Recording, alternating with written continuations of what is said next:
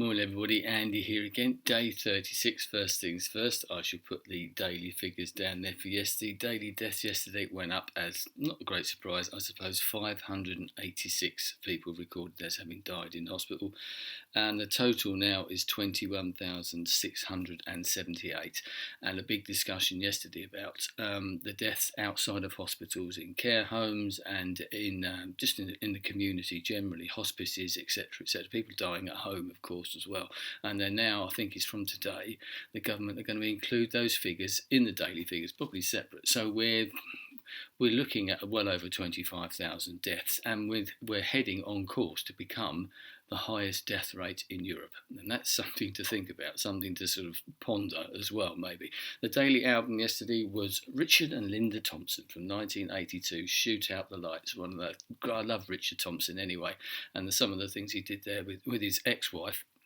And that was recorded at the time when they were in the process of splitting up. There's this great story about an American tour they did around that time where they were effectively split up, and it was the air was, the atmosphere, it was electric, crackling sort of thing. But apparently the shows that they played on that tour in America were absolutely stunning because of the emotional sort of tension between them. I've seen a couple of little clips, but there isn't much around of that. I'd love to have seen that. Not to revel in someone's misery, but it's just it adds that extra theme, because obviously some of the songs written on that album and the other albums were about the breakup, and Linda Thompson singing about Richard Thompson, singing about her. Mad. Anyway, excuse me. What I want to talk about is music, actually. Serious subject. I was talking recently about the effect that all of this is having and will have ultimately on the music industry. I mean, the entertainment industry, full stop, the hospitality industry, full stop, is really, really suffering, and will do, because obviously we don't know where we're going to be, and one of the last things to open up are going to be pubs, venues, cinemas, all that type of thing. I actually saw something yesterday from, I think it's the head of Fuller's, a big brewery over here in the UK, an independent brewery, but who now run quite a few pubs, and the guy was saying that obviously they don't know when they're going to be open, but even opening in a small way to try and keep the social distancing rules, if you want, going, legal, it would be impossible to open up. It would actually cost them more money than it would to stay shut as they are at the moment, because it's as he said, you go to a pub to socialise, and with gigs, that's what I want to talk about today, because with venues, they are really suffering, obviously, for exactly the same reasons as everyone else. But they're going to be in an even worse position, because when they open, as I mentioned, trying to keep 6 feet away from someone in a venue, that isn't what you go to a venue for. You don't go to a gig, whether it be in a pub, a small venue, or even in a bigger venue, a festival, anything like that. It could be Wembley Stadium, it could be 100, capacity little pub down the road from you. That's that feeling that you get in that crowd. You're part of a community, a small micro community, but it's that feeling of it, and it just wouldn't be the same. It wouldn't be the same for the acts, even for the bands, the performers themselves. It just would not be the same. And so consequently, I mean, the small music venues, what we call grassroots music venues over here in the UK, have been suffering for a number of years now for loads of reasons. The economy, everything, lack of support, especially from government, because one of the things with music, it's never, unfortunately, popular music, let's put it that, popular music is never thought of as culture in the same way as other arts quite rightly are, like opera or dance or theatre, or even the film industry, and they get given sort of tax breaks and things like that. And it's only through campaigning from other people that this has as a subject, as a topic, has been brought up, and an organisation called the Music Venue Trust was started in 2014. Actually started by a guy who owns a venue, Mark David, who owns a venue in Tunbridge Wells, not far from me, the Forum, a venue that I know very well. And actually myself and Mark used to move in the same circles back in the 80s. We were both drummers in local bands in the sort of Tunbridge Wells area. I don't actually remember him, but I remember the bands that he was in, and that him and a couple of friends bought what used to be an old public toilet and converted it into the Forum, a music venue which has been going for over 25 years now. And the point is that venues like that, sort of 250 capacity or less, standing venues, you're not sitting down. This is where you get in the mosh pits and you're in there. As I said, that atmosphere The amount of people that have played at those sort of venues in the past, everybody who's anybody has played at somewhere like the Forum, the Coldplays. I think Green Day played there. They came over from America. Adele, when she first started out, played at venues like the Tunbridge Wells Forum. They remember her being there and no one taking any notice because she was a support act. Ironically, I've been lucky enough to go around to some of these venues that are being highlighted at the moment, which I should come on to in a minute, through my travels with other bands. And I was with a local band from Hastings called Kigapichi, who I've been sort of supporting for a number of years now, driven them to lots of gigs, one being a place called The Hope in Brighton, another one of these small venues that's in peril.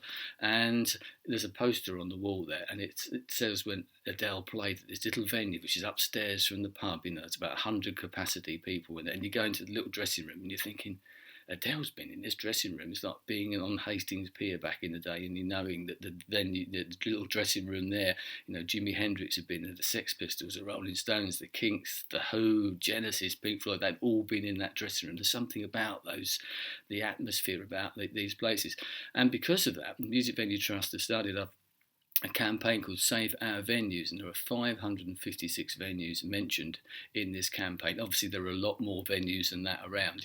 But any town, city, obviously, have got venues or multiple venues that qualify for this that you've probably been to, and these bands have played in. As I said, I've been to so many of these in the past across the country.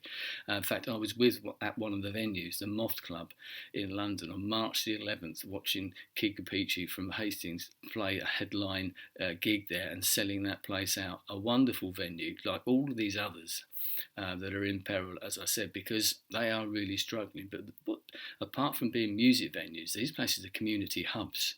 A lot of people give their life to these venues in various cities. I've read about places in Sheffield, in Leeds, in Liverpool, Manchester, and places like the Moth Club. You talk to the people at the venue; they are wonderful people whose heart and soul is put into that, and they support the local community. They are a hub for the local community, for people to go to, apart from the bands and everything. So many people come out of there, not just musicians, because they have lighting technicians, they have sound engineers, people who promote bands. They move on to other things, just as the bands do, all of those acts that play at these places. We used to have a venue in Hastings years ago called The Crypt, and I remember a story about Muse, the band Muse, who are absolutely huge now, playing there. And they were third on the bill. That's how early it was in their career. But they had to play at a venue like that. And a friend of mine saw them and thought, wow, these guys are good. And where are they now? Coldplay played there. Oasis, people like that, all started off at these small venues. And it makes you wonder the importance of these. If you think back, and probably the most famous grassroots venue of all was the Cavern in Liverpool. Without that venue, which was knocked down and ended up last, when I first started going to Liverpool in the 70s, it was the car park. That's how much they thought of it at the time. And what came out of the Cavern? The Beatles, the biggest band that's ever been and probably ever will be, a band that changed musical history and changed history generally.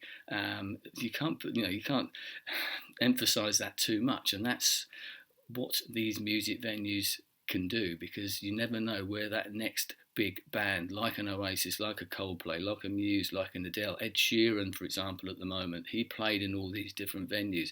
Without those venues, those bands would never have got to where they are now, and they would never be able to contribute to the British economy. For a start, they bring in millions of pounds, as do festivals and things like that, and contribute to the British economy, but they've never been given that status that other entertainment has been. So have a look at this. I should put all the links down below. There's probably a venue in your town or very close to your town. If you've not been there, you can still support them. It's a crowdfunding campaign going on to try and raise some money to keep these places going, because when and if they can open up, we're going to want them more than ever, because there's going to be, music is obviously a huge part of my life. Up here, hang on, where are we? Lots of music books. There's the posters up there for my old band. Look, from when I used to play with Mark David those years ago. That's the band I used to play in. And so it's still there. It's part of my life. It's part of my history. It's part of a town's history. It's so much wrapped up in people's lives. People get so much solace out of music in one way or another, especially in these days. So think about that. those venues are very, very important, because as I said, all those bands have to start somewhere. They don't just magically appear in Wembley Stadium, they started in all those venues, and I know a lot of those bands have been contributing and putting the word out there as well. So have a look at the links below, and maybe you can support a venue in your own town. We've got one here actually in Hastings called the Black Market VIP, which is on that particular list of 556. So have a look at them, but don't forget there are lots more venues out there as well. And when they do open, go and support them. Go and support your local music scene, because without that scene, the towns wouldn't be quite the same as they are. As I said, they're great community hubs to meet people, to get involved, even say like the artists, and that poster up there was created by a friend of mine, and he's now an artist. That sort of thing. It can push people into other avenues, even if they're not musicians themselves. Anyway, there you go. So have a look. It's important. It's important to me. So give it a go, just for me, eh? Anyway, thanks for your time, and stay safe, stay strong, stay at home, and hopefully I'll speak to you tomorrow. Goodbye.